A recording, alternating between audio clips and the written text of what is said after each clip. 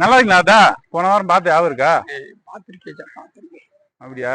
ஒரு 500 ரூபா வாங்குனீங்க, தரவே இல்லை.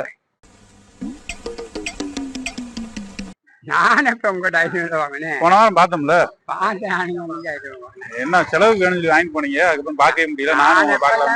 அந்த 500 கண்ணுல பார்த்து 6 வார்த்தாது. போப்பா, நானே பீடி வாங்க காசு இல்லாம எட்டனா கலா நடந்திருக்கேன். என்ன செலவுக்கு வேணும்னு சொன்னீங்க, நானே கொடுத்தேன். இல்ல சாமி, நான் வாங்கிக்கிறேன். எனக்கு தெரியுதுன்னு சொன்னீங்களா, அப்புறம் எப்படி சொன்னீங்க? இல்ல சாமி, நான் வாங்கிட்டு கொடுத்துருவேன். அதையும் கொடுக்கல, அதனால தான் உங்கள்கிட்ட கேட்குறேன். நான் வாங்கவே இல்லை, சத்தியமா சொல்றேன். நான் 500 வாங்கி 6 மாசத்துக்கு மேல ஆச்சு. 6 மாசமா இல்ல, போன வாரம். போன வாரம் கண்ணாடி கடை கூட்டு வந்தீங்களா? நான் வந்திருப்பேன்.